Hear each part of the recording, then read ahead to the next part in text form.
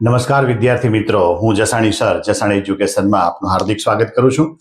ધોરણ 10 વિષય વિજ્ઞાન ચેપ્ટર 11 વિદ્યુત. આપણે દરેક ટોપિક સારી રીતે સમજાવ્યા. આજે આપણે આખા ચેપ્ટરનું રિવિઝન કરવું છે. તો જોઈએ જે રિવિઝન તમને બોર્ડની એક્ઝામ વખતે પણ કામ લાગશે. તો આપણે શરૂઆતની અંદર જે જોયું એ આવું કંઈક હતું કે શરૂઆતનો જે ટોપિક હતો એ વિદ્યુત ભાર. શરૂઆતનો ટોપિક શું હતો?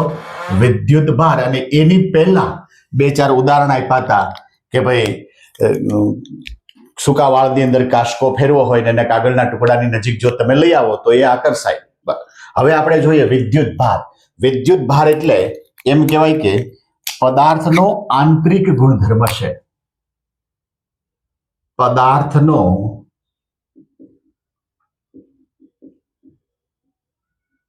આંતરિક ગુણધર્મ. બીજું આવું લખી શકાય કે કુલંબીય બળ લાગવા માટેનો જવાબદાર ઘટક. કુલંબીય બળ લાગવા માટેનો જવાબદાર ઘટક એને શેના વડે બતાવી શકાય?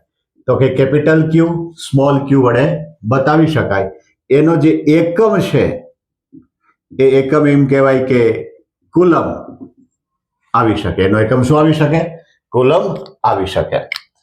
એના માટેના જે ગુણધર્મ છે એની પહેલા જોઈ લઈએ કે પ્રોટોન પરનો ધન વિદ્યુત ભાર છે.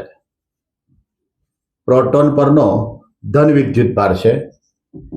ઇલેક્ટ્રોન પરનો ઋણ વિદ્યુત ભાર છે. ઇલેક્ટ્રોન પરનો ઋણ વિદ્યુત ભાર છે. વિદ્યુત ભારના ગુણધર્મ જોઈએ. વિદ્યુત ભારના ગુણધર્મ.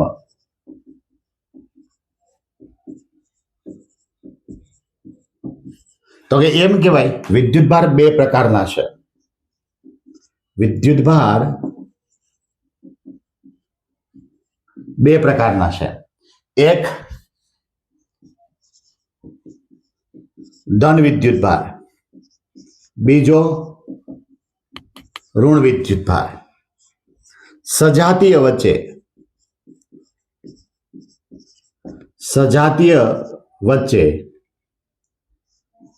અપાકર્ષણ. વિજાતીય વિદ્યુત ભાર વચ્ચે આકર્ષણ. વિજાતીય વિદ્યુત ભાર વચ્ચે આકર્ષણ. વિદ્યુત ભાર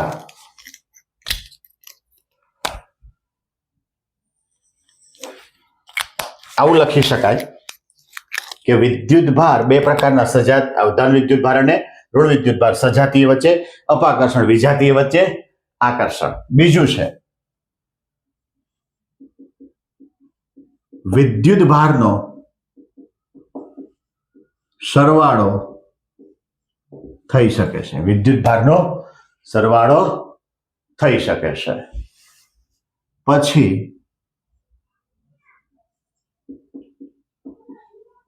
વિદ્યુત ભારનું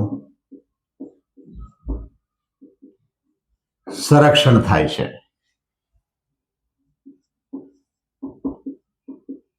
વિદ્યુત ભારનું સ્થળાંતર થાય છે. વિદ્યુત ભારનું સ્થળાંતર થાય છે. વિદ્યુત ભારનું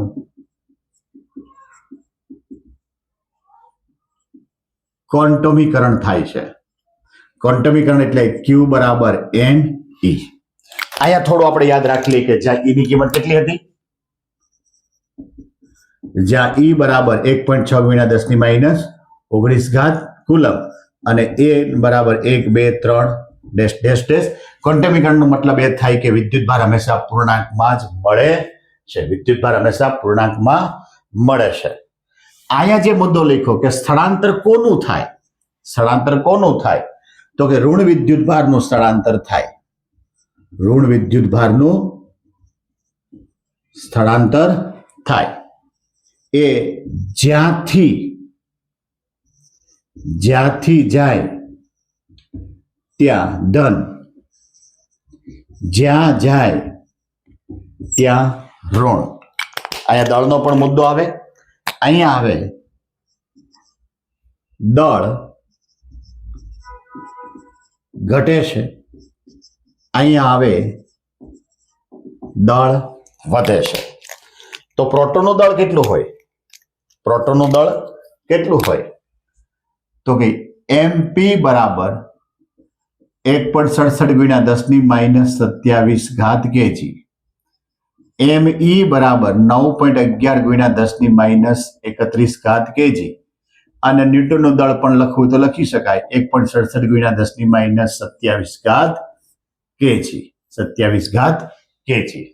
એટલું રિવિઝન કરતા વધીને તમારે 2 મિનિટ થાય કે વિદ્યુત ભાર એટલે પદાર્થનો આંતરિક ગુણધર્મ, કુલંબીય બળ લાગવા માટે જવાબદાર, શેની સંજ્ઞા કેપિટલ ક્યુ સ્મોલ ક્યુ, એકમ કુલમ, વિદ્યુત ભાર, પ્રોટોન પરનો ધન વિદ્યુત ભાર, ઇલેક્ટ્રોન પરનો ઋણ વિદ્યુત ભાર, વિદ્યુત ભારના ગુણધર્મ કેટલા પ્રકારના, 2 ધન અને ઋણ, સજાતીય એટલે ધન ધન કે ઋણ ઋણ વચ્ચે અપાકર્ષણ, વિજાતીય એટલે પ્લસ અને માઇનસ વચ્ચે આકર્ષણ, વિદ્યુત ભારનો સરવાળો થઈ શકે, વિદ્યુત ભારનું સંરક્ષણ થઈ શકે, વિદ્યુત ભારનું સ્થળાંતર થાય છે, વિદ્યુત ભારનું ક્વોન્ટમીકરણ થાય. ક્વોન્ટમીકરણ શબ્દ લખો એટલે Q બરાબર Ne, E એટલે વિદ્યુત ભારનો પ્રાથમિક ઘટક જેની કિંમત થાય 1.6 ગુણ્યા 10⁻19 કુલમ, N એટલે 1 2 3 4 આવું લઈ શકાય.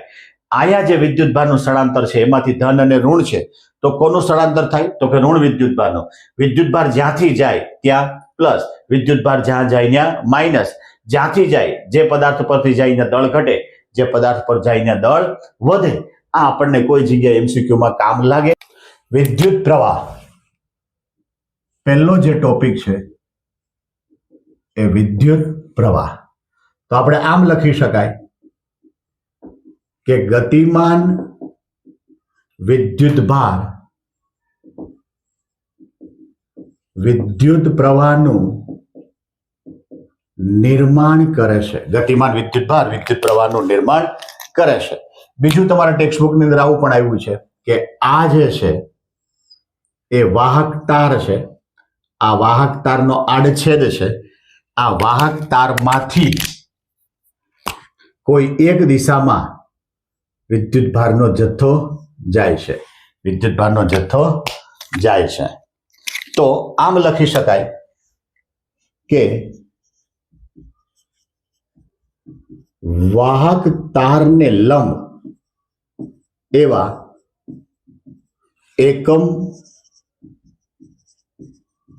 આડછેદમાંથી એકમ સમયમાં પસાર થતો વિદ્યુત ભારના જથ્થાને વિદ્યુત પ્રવાહ કહેવાય છે. વિદ્યુત પ્રવાહ કહેવાય છે. આપણે સૂત્ર આવું લખીએ કે I બરાબર Q/T એકમ થાય કુલમ સેકન્ડ, બીજો એકમ આપ્યો મેં એમ્પિયર, બીજો એકમ આપ્યો એમ્પિયર. આવું પણ સૂત્ર લખી શકાય કે I બરાબર Ne/T, Ne/T. વિદ્યુત પ્રવાહ શેમાં માપી શકાય? તો કે વિદ્યુત પ્રવાહ એ મીટરમાં માપી શકાય.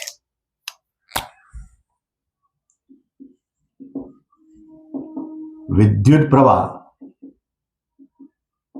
માપવા માટે એ મીટર.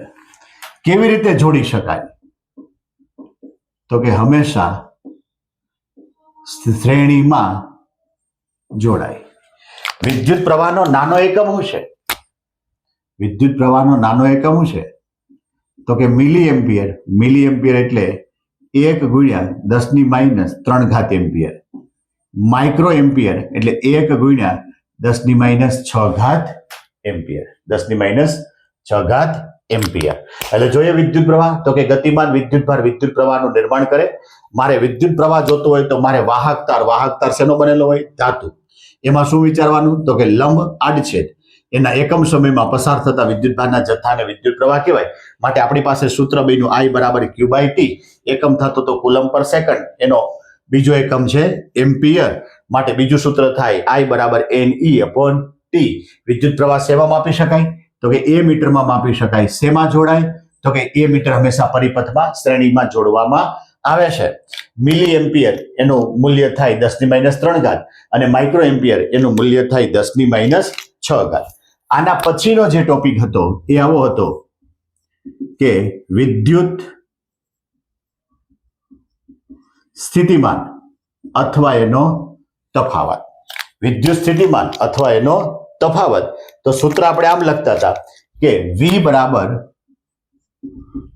બરાબર W ના છેદમાં Q માટે જૂલ પર કુલમ માટે બીજો એકમ થતો તો એનો વોલ્ટેજ.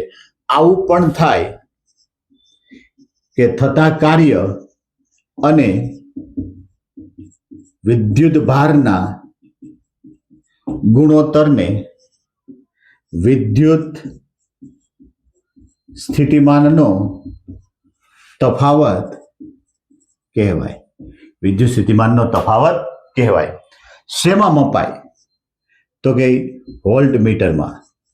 શેમાં મપાય? વોલ્ટ મીટરમાં. વોલ્ટ મીટર હંમેશા પરિપથમાં સમાંતરમાં જોડાઈ શકે. સમાંતરમાં જોડાઈ શકે. આમાં તમારા ટેક્સ્ટબુકની અંદર પણ સરસ મજાનું ઉદાહરણ છે કે ભાઈ પાણીનો પાઇપ હોય તો એમાં એક બાજુનું દબાણ વધારે હોય ને એક બાજુનું દબાણ ઓછું હોય તો એની અંદર એમ કહેવાય કે વધારેથી ઓછા તરફ પ્રવાહનું નિર્માણ થઈ શકે છે. જો મારે પ્રવાહ જોતો હોય તો આવું વિચારી શકાય કે વાહક તારના બંને છેડે વિદ્યુત સ્થિતિમાનનો તફાવત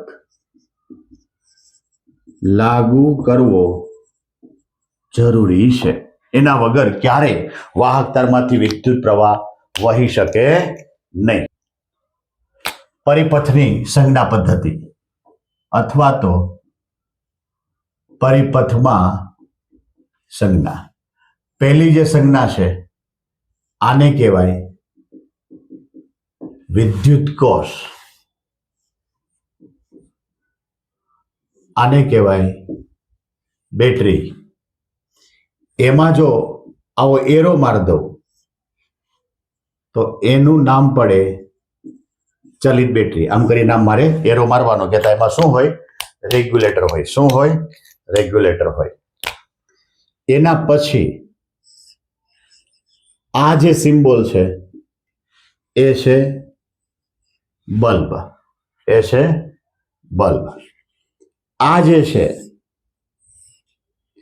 એ છે વાહક તારનું જોડાણ.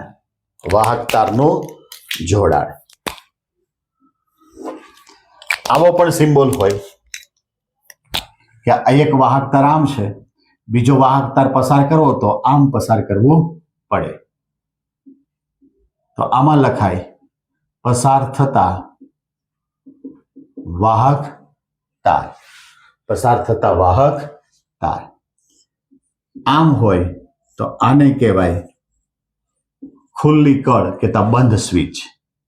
જો આમ હોય તો એને કહેવાય બંધ કળ કહેતા ખુલ્લી સ્વિચ. જો આમ હોય તો એ આવે અવરોધ. જો એમાં એરો મારીએ તો આવે ચલિત અવરોધ. આવી રીતે આમ એરો મારવાનો, ચલિત અવરોધ અથવા તો રિયોસ્ટેટ. ચલિત અવરોધ અથવા રિયોસ્ટેટ. એના પછી છે એમીટર. આવો જો સિમ્બોલ હોય તો એ છે એમીટર. આ વોલ્ટમીટર.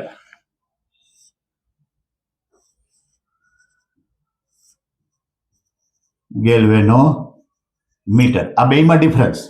ગેલ્વેનોમીટર ખાલી પ્રવાહની હાજરી નોંધે અને એ મીટર પ્રવાહ માપી શકે. ઓહમનો નિયમ.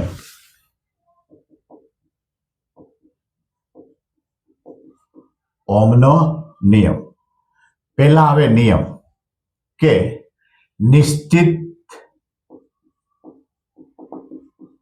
ભૌતિક પરિસ્થિતિમાં રાખેલા વાહક તારમાંથી પસાર થતો વિદ્યુત પ્રવાહ I એ વાહક તારના બે છેડા વચ્ચે લાગુ કરેલ વિદ્યુત સ્થિતિમાનના તફાવતના સમપ્રમાણમાં હોય છે. વિદ્યુત સ્થિતિમાનનો તફાવત એટલે વિના સમપ્રમાણમાં હોય. પહેલા શું આવે? નિયમ. નિયમ પછી આવે આ જે લખ્યું છે એ જ કે વી ચલે છે I. ચલનની નિશાની દૂર કરો તો R, જ્યાં R ઇઝ ઇક્વલ ટુ અચળાંક. આ R ને કહી શકાય અવરોધ. R ને શું કહેવાય? અવરોધ. જો હું R ને કરતા બનાવું તો V upon I એનો એકમ બને વોલ્ટેજ પર એમ્પિયર. વોલ્ટેજ પર એમ્પિયર. એનો બીજો એકમ બને ઓહમ. ઓમેગા. બીજો એકમ શું બને? ઓમેગા. એની સાથોસાથ એનો પરિપથ પણ આવે. એ પણ બહુ જોવા જેવો છે કે પરિપથની અંદર જુઓ તો આ અવરોધ સાથે એ મીટર, અહીંયા પરિપથમાં આ બેટરી હોય અને એની સાથે આ કળ, આ R, આ V, અહીંયા આ વોલ્ટ મીટર. બરાબર. હવે પરિપથમાં આપણે શું યાદ રાખવાનું કીધું કે આ બેટરીના ધનમાંથી પ્રવાહ નીકળવો જોઈએ. અહીંયા ભાગ કરતા બે ભાગ પાછા અહીંયા ભેગા થઈ જાય. આને કહેવાય બંધ પરિપથ. શું કહેવાય? બંધ પરિપથ. એ બંધ પરિપથમાં બે મુદ્દા લખવાના. પહેલો મુદ્દો શું આવે? અવરોધ R, એ મીટર, કળ અને બેટરી શેમાં છે? શ્રેણી જોડાણમાં છે. એટલે વોલ્ટ મીટર સમાંતર જોડાણમાં છે. કોણ કોણ છે? તો કે R, A, K અને V એ શેમાં આવશે? શ્રેણીમાં. અને R સાથે વોલ્ટમીટર. R સાથે વોલ્ટમીટર. અહીંયા બેટરી લખજો. બેટરી વોલ્ટમીટર એ હંમેશા શેમાં હોય? સમાંતરમાં હોય છે. આની સાથોસાથનો ગ્રાફ પણ જોવો હોય તો જોઈ શકાય કે આવો સરસ મજાનો ગ્રાફ આવે. આ બાજુ કોણ હોય? V. આ કોણ હોય? I. ગ્રાફ હંમેશા કેવો મળે? સુરેખ મળે છે. તો અહીંયા લખવું હોય તો લખી શકાય કે V વિરુદ્ધ I નો આલેખ સુરેખ હોય છે. V upon I નો ગુણોત્તર કેવો હોય છે? અચળ હોય છે. શું હોય છે? અચળ હોય છે. એટલે જોઈએ ઓહમનો નિયમ કે નિશ્ચિત ભૌતિક પરિસ્થિતિમાં રાખેલા વાહક તારમાંથી પસાર થતો વિદ્યુત પ્રવાહ અને વાહક તારના બે છેડા વચ્ચે લાગુ પાડેલ વિદ્યુત સ્થિતિમાનના તફાવતના વિના સમપ્રમાણમાં હોય. માટે મેં સૂત્ર બનાવ્યું V ચલે છે I. માટે V બરાબર RI. માટે R બરાબર V upon I. એનો એકમ થાય ઓમેગા કહેતા ઓહમ. પરિપથ. આ પરિપથની અંદર R, એ મીટર, બંધકળ અને બેટરી શેમાં છે? શ્રેણીમાં. અને R ની સાથે વોલ્ટમીટર શેમાં છે? સમાંતરમાં. V વિરુદ્ધ I નો ગ્રાફ દોરવાનો. છેલ્લે એના તારણો કે V વિરુદ્ધ I નો આલેખ હંમેશા કેવો હોય? સુરેખ હોય છે. અને V upon I નો ગુણોત્તર હંમેશા અચળ હોય છે. પછી છે R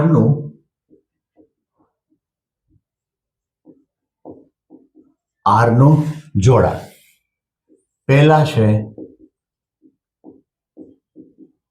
શ્રેણી જોડાણ. એની સામે આવે સમાંતર જોડાણ. અહીંયા યાદ રાખવું પડશે વિદ્યુત પ્રવાહ I ને વહેવા માટે માત્ર એક જ માર્ગ. અહીંયા આવશે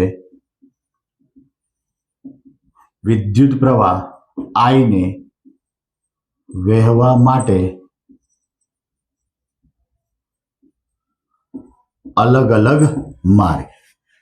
અહીંયા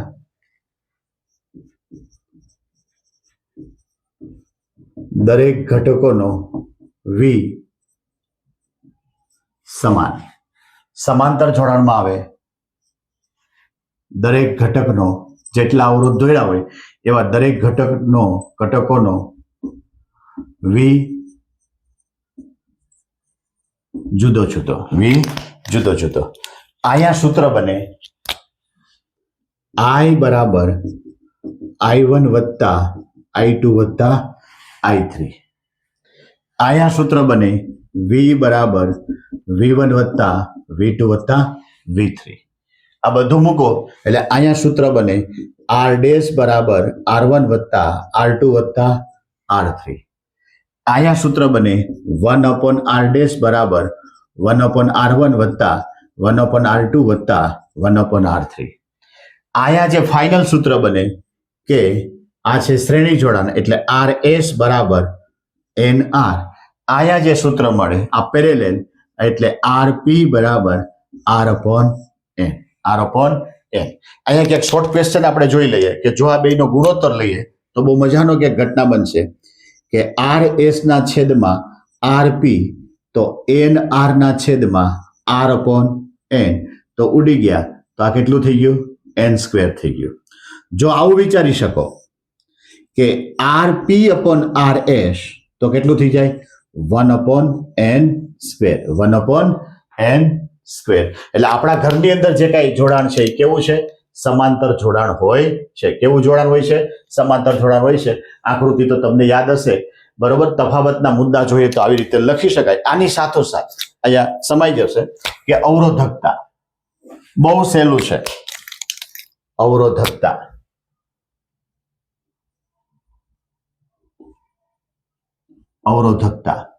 તો કે R ચલે છે તારનો જે અવરોધ છે એ લંબાઈના સમપ્રમાણમાં અને એના આડછેદના ક્ષેત્રફળના વ્યસ્ત પ્રમાણમાં હોય છે.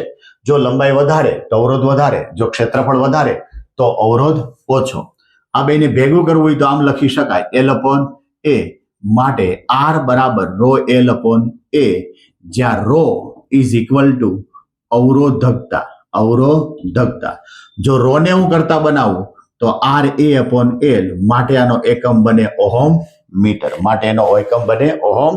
મીટર. આ જે ρ છે એના વ્યસ્તને આપણે વાહકતા કીધું હતું. વાહકતા સિગ્મા બરાબર 1/ρ. શું કીધું અવરોધકતાના વ્યસ્તને શું કહેવાય વાહકતા કહેવામાં આવે છે. અહીંયા આપણે આવો સિમ્બોલ લખ્યો હતો કે જો ρ એ ઇન્ફાઇનાઇટ હોય તો આ 0 હોય, જો આ 0 હોય તો વાહકતા ઇન્ફાઇનાઇટ હોય છે. એના પછી છે વિદ્યુત પ્રવાહની તાપીય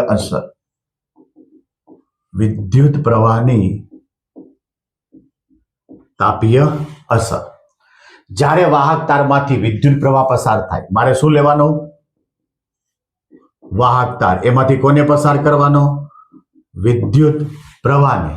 ત્યારે એમ કહેવાય કે એમાંથી ઉષ્મા મળે છે. શું મળે છે ઉષ્મા મળે છે. તો આપણી પાસે સૂત્ર હતું કે V બરાબર W ના છેદમાં Q તો W બરાબર V ગુણ્યા Q. આ બેયની કિંમત આપણે મૂકતા હતા એટલે આપણને અંતે કિંમત મળતી હતી એ આવી મળતી હતી. આના બરાબર મૂકતા હતા IR, આના બરાબર મૂકતા હતા IT. માટે W બરાબર I²RT. આ જે W છે એને શું કહેવાય ઉષ્મા કહેતા એ જ કહી શકાય તો I²RT. બરાબર ક્લિયર. એટલું તો કે આનો ઉપયોગ ક્યાં થાય તો કે વાહકતારમાંથી જ્યારે વિદ્યુત પ્રવાહ પસાર થાય ત્યારે ઉષ્મા ઉત્પન્ન થાય. એનો વ્યવહારુ જીવનમાં ઉપયોગ ક્યાં થાય તો કે તમારા ઘરની અંદર ઇલેક્ટ્રિક ઇસ્ત્રી હોય, ઇલેક્ટ્રિક કેટલી હોય, આવી રીતના ઇલેક્ટ્રિક ઓવન હોય, ઇલેક્ટ્રિક સગડી હોય, આ બધાની અંદર આ વિદ્યુત પ્રવાહની તાપીય અસરનો ઉપયોગ થાય છે. આની સાથોસાથ ફ્યુઝ તો કે ફ્યુઝની અંદર શું ઉપયોગ થાય તો કે ફ્યુઝ એવી રીતના છે પોર્સેલિનના ટુકડામાં હંમેશા એમ કહેવાય કે મિશ્ર ધાતુનો તાર શું કામ તો કે એનું ગલન બિંદુ નીચું રાખવામાં આવે છે. આવા તારનો ફ્યુઝ બનેલો હોય અને જો ઘરની અંદર કોઈ શોર્ટ સર્કિટ થાય તો વધારે ઉષ્મા ઉત્પન્ન થાય જેને કારણે એ ફ્યુઝમાં રહેલો તાર બળી જાય અને આખી સર્કિટ બચી જાય છે. આના પછીનો જે મુદ્દો છે આ ફ્યુઝ પછીનો જે મુદ્દો છે અને આ ચેપ્ટરનો છેલ્લો મુદ્દો એ છે વિદ્યુત પાવર. વિદ્યુત પાવર તો એમાં શું લખી શકાય? તો કે એકમ સમયમાં